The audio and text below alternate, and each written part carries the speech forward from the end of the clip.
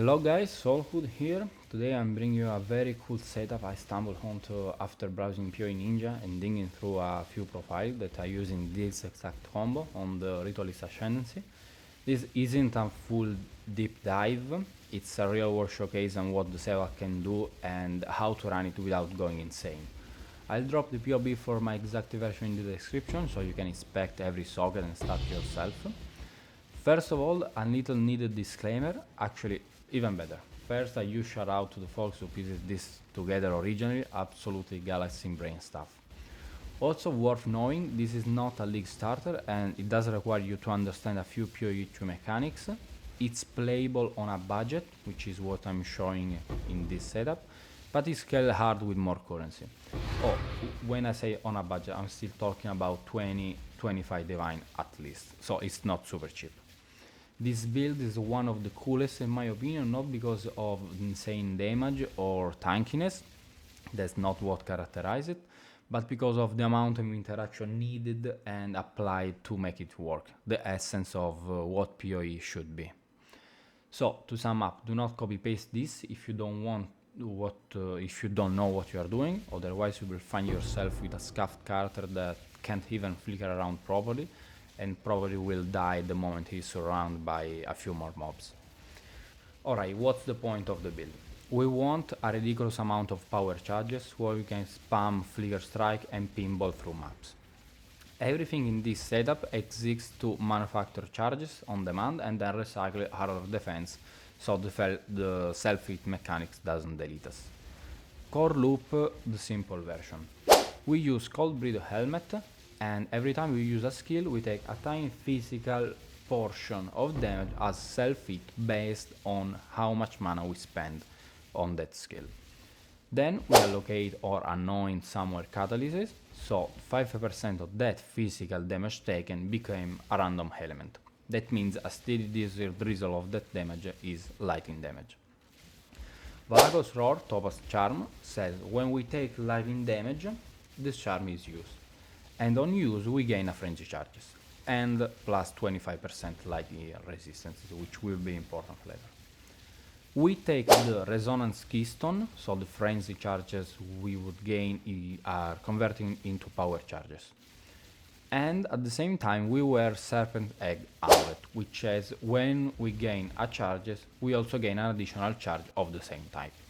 Together with resonance, that interaction effectively gives us 3 power charges per proc of each charms, instead of 1. To make charm reharm fast, we use Bijouborne belt with reduced charm saturation, aim for minus 50% at least. And custom charm use to autocast our curses and utility, and which is proc every time a charm is used. That's the engine, and now let me actually walk through it like I would in a map, and I'll fill the little lures to follow. Movement and mapping field.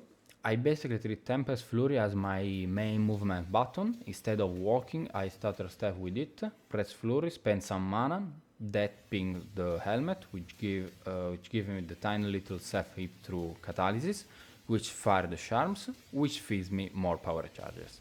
Then we can hit Flicker Strike, and here we go.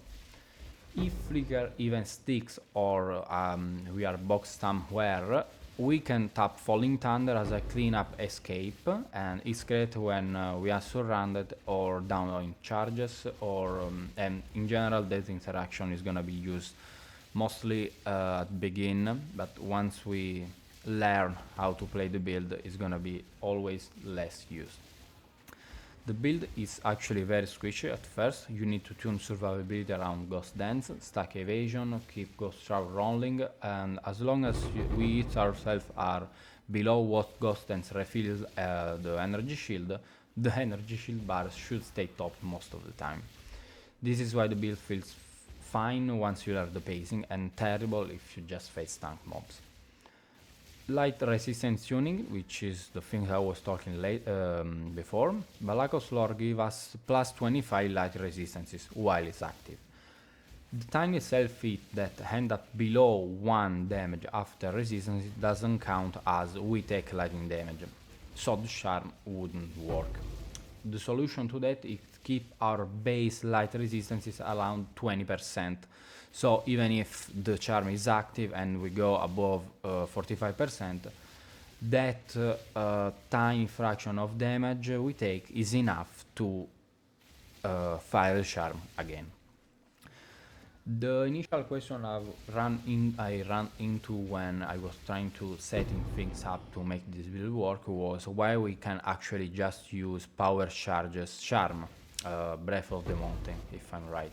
We could actually, and instead of lighting rains tune the cold resistances, but that would give us one charge less, because dropping resonance in our passive tree kill the 3 charms, the 3 charges on 1 charm's activation. I think that's a bug, that's not an intended interaction, but basically if we take the power charges through the process of getting Frenzy, getting the amulet and the resonance points in our passive tree, instead of 2 power charges we gain 3.